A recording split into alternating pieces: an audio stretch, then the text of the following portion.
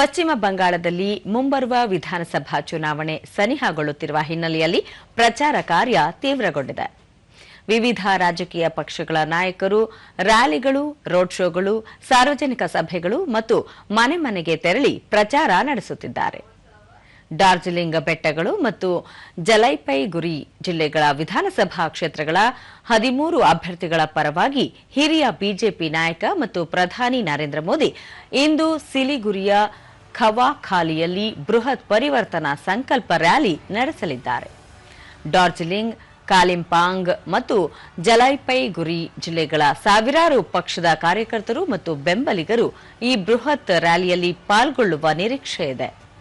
ಡಾರ್ಜಿಲಿಂಗ್ ಜಿಲ್ಲೆಯ ಎಲ್ಲ 5 ಸ್ಥಾನಗಳು, ಕಾಲಿಂಪಾಂಗ್ ಜಿಲ್ಲೆಯ 1 ಸ್ಥಾನ ಮತ್ತು ಜಲಪೈಗುರಿ ಜಿಲ್ಲೆಯ 7 ಸ್ಥಾನಗಳಲ್ಲಿ ಬಿಜೆಪಿ ಸ್ಪರ್ಧಿಸುತ್ತಿದೆ. ಪ್ರಧಾನಿ ಅವರ ಪ್ರಚಾರದ ಹಿನ್ನೆಲೆಯಲ್ಲಿ ವ್ಯಾಪಕ ಬಿಗಿ ಭದ್ರತೆ ಕೈಗೊಳ್ಳಲಾಗಿದೆ.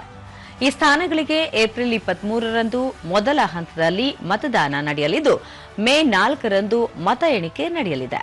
ಪ್ರಧಾನಿ ನಿನ್ನೆ ಸಂಜೆ ಸಿಲಿಗುರಿ ತಲುಪಿದ್ದು ಅತ್ಯಂತ ಕಟ್ಟುನಿಟ್ಟಿನ ಭದ್ರತೆಯ ನಡುವೆ ಸಿಲಿಗುರಿಯಲ್ಲಿ ಬೃಹತ್ ರೋಡ್ ಶೋ ನಡೆಸಿದರು. ಬಾಗ್ಡೋಗ್ರಾದ ಬಿಹಾರ ಮೋರ್ನಿಂದ ರೋಡ್ ಶೋ ಆರಂಭಿಸಿದ ಅವರು ಸುಮಾರು 15 ಕಿಲೋಮೀಟರ್ ಕ್ರಮಿಸಿ ಕಪ್ರೈಲ್ ಬಜಾರ್ ತಲುಪಿದರು. ಪ್ರಧಾನಿ ಅವರನ್ನು ಸ್ವಾಗತಿಸಲು ರಸ್ತೆಯ ಇಕ್ಕೆಲಗಳಲ್ಲಿ ಸಾವಿರಾರು ಜನರು ಸಾಲುಗಟ್ಟಿ ನಿಂತಿದ್ದರು.